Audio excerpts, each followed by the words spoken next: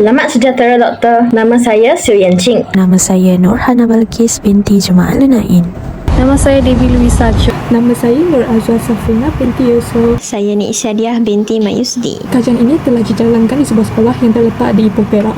Bagi tujuan etika kajian, identiti peserta tidak didedahkan untuk menjaga kerahsiaan maklumat. Tajuk kajian kami ialah penlibatan pelajar dalam bilik darjah, faktor sosial yang mempengaruhi motivasi belajar murid. Interaksi antara pelajar dengan individu di sekeliling mereka seperti guru dan rakan sebaya memainkan peranan penting dalam mempengaruhi motivasi belajar murid. Teori sosiologi yang digunakan sebagai rangka analisis ialah teori interactionism simbolik. Teori ini menjelaskan bahawa motivasi belajar murid dibentuk melalui interaksi sosial dengan keluarga, rakan sebaya, guru dan sebagainya. Dengan kata lain, motivasi belajar murid bukan hanya datang dari diri sendiri, tetapi juga dipengaruhi oleh persekitaran sosial mereka. Soal selidik ini yang terbahagi kepada 3 bahagian. Bahagian pertama adalah demografi responden. Yang kedua adalah bahagian kaji tentang faktor positif dan faktor negatif yang mempengaruhi pembelajaran pelajar dalam bilik darjah. Dan seterusnya adalah bahagian C adalah faktor sosial yang mempengaruhi pelajar dalam bilik darjah. Kaedah kedua ialah temu bual. Kami telah menjalankan temu bual secara bersemuka bersama 3 orang guru di sekolah tersebut. Kami telah menyediakan beberapa soalan berkaitan tajuk kajian untuk mendapatkan pandangan peribadi guru tentang motivasi belajar murid. Teknik persampilan yang digunakan dalam kajian ini ialah persampilan bertujuan, iaitu responden dipilih berdasarkan kesesuaian dengan tujuan kajian. Kajian ini melibatkan 28 orang pelajar dan 3 orang guru di sebuah sekolah yang terletak di Ipoh Perak bagi mendapatkan maklumat berkaitan faktor sosial yang mempengaruhi motivasi belajar murid dalam bilik darjah. Seterusnya, kami juga telah menggunakan kajian kepustakaan di mana kami telah mencari dan menggunakan beberapa jenis sumber seperti jurnal, buku dan juga internet dalam mencari maklumat berkaitan dengan sosiologi ataupun kajian yang kami kaji. Sepanjang menjalankan kajian ini, kami menghadapi beberapa cabaran metodologi. Cabaran pertama ialah keterbatasan masa. Guru dan pelajar mempunyai jadual yang padat dan sukar untuk memberi masa yang panjang untuk temu bual dan menjawab soal selidik.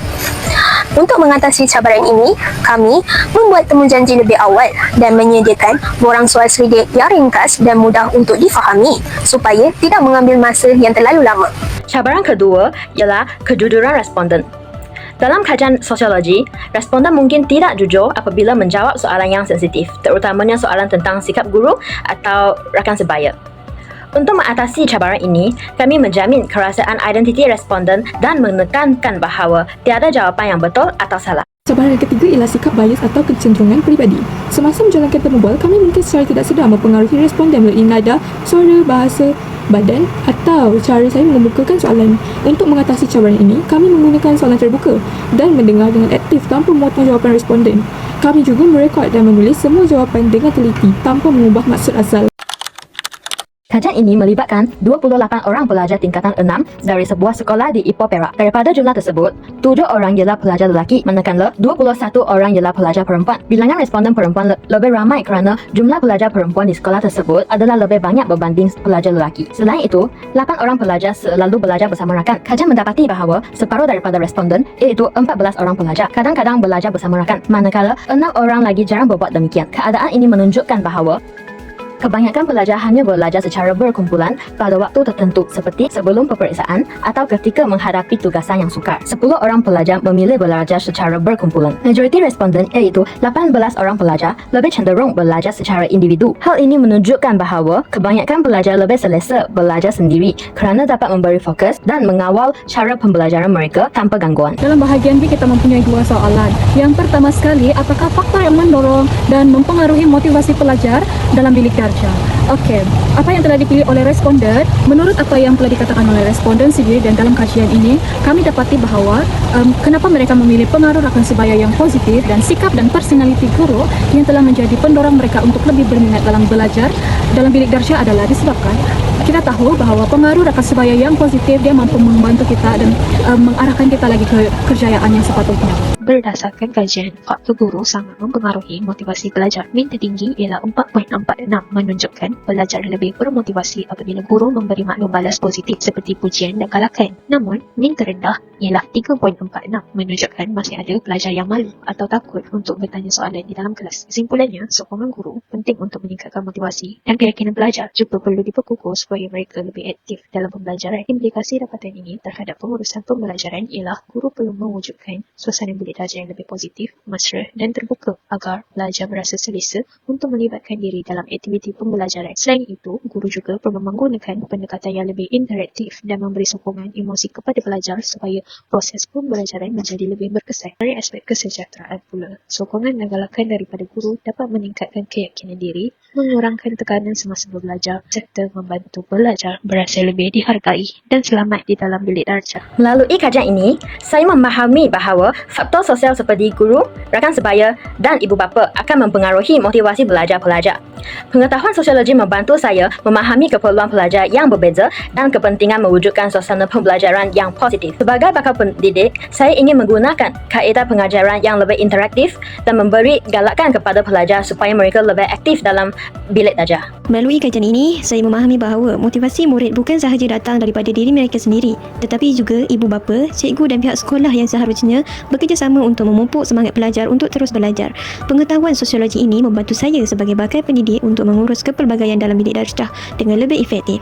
Oleh itu, saya komited untuk mengamalkan pedagogi yang lebih inklusif dan adil dengan sentiasa cakna terhadap latar belakang sosial setiap murid bagi memastikan proses pengajaran dan pembelajaran saya benar-benar bersifat saksama. Melalui kajian ini, saya dapati terdapat pelbagai faktor yang telah mempengaruhi motivasi pembelajaran murid terutama dalam bilik darjah. Faktor-faktor ini termasuklah keluarga, guru-guru dan juga rakan sebaya serta banyak lagi. Namun demikian, setelah menjalani kajian ini, saya sedar bahawa tanggungjawab sebagai seorang pendidik melangkaui penyampaian akademik itu sendiri, di mana saya perlu mengintegrasikan perspektif sosiologi bagi menganalisis kedinamikan hubungan sosial murid dengan persekitaran mereka.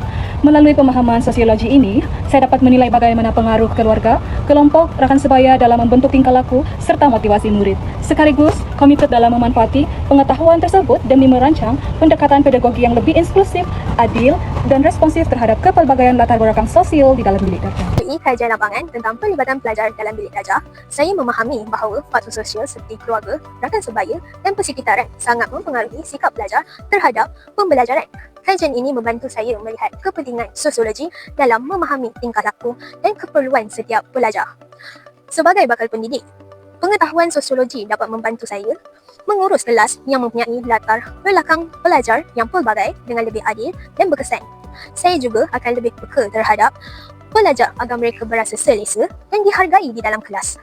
Berdasarkan dapatan kajian, saya ingin menggunakan kaedah pengajaran yang lebih menarik, mesra pelajar dan menggalakkan pelibatan aktif semua pelajar. Melalui kajian ini, saya mendapati bahawa motivasi sangat penting dalam membantu pelajar mencapai kejayaan akademik.